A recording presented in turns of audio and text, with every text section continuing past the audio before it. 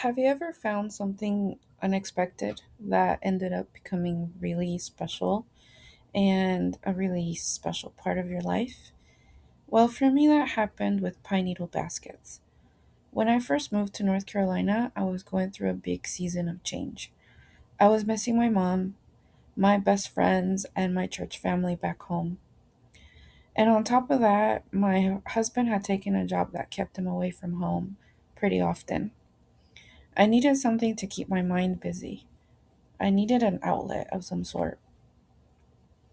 One day I was on YouTube and YouTube suggested a video of someone making a pine needle basket, and I had never seen one before and I had never made one. So I remember thinking to myself, I think I could do that.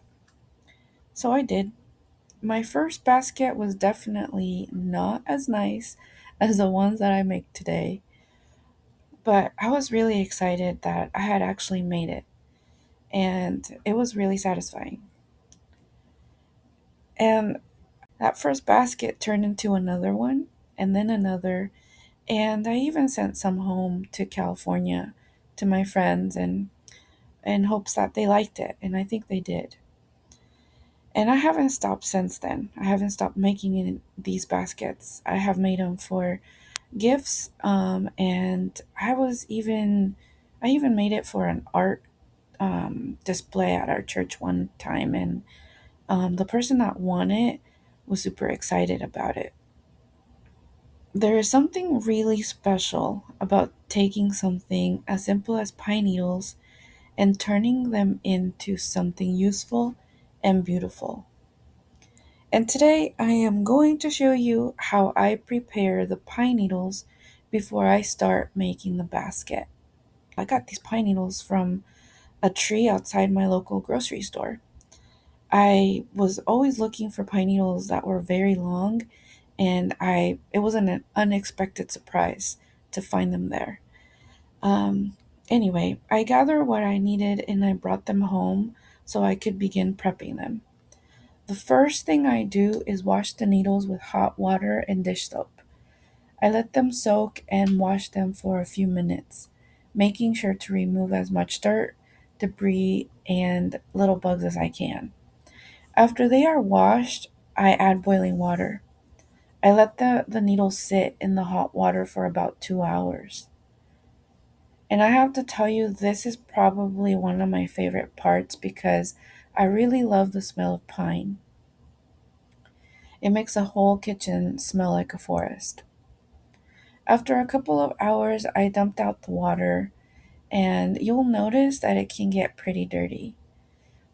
Then I add fresh boiling water and let them soak again.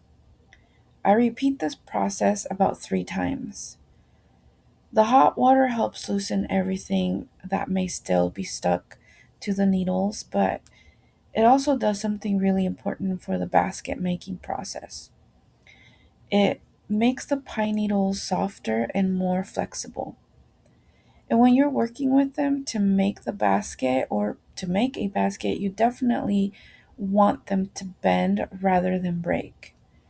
And once I finish with the hot water process, I wrap the needles on an old damp towel and I store them in a plastic container and put them in the fridge. This is one of those little things I've learned along the way. I don't always have time to sit down and make a basket right away, so this gives me a way to prepare the pine needles ahead of time and work on the basket when I have time. Looking back, it's funny to think that something as simple as a YouTube video suggestion became a hobby that stayed with me through such a big transition in my life. I was lonely and missing the people I loved, and God used something so simple to give me something to look forward to. Sometimes we don't realize that the little things we discover during difficult seasons can become gifts that stay with us for many years.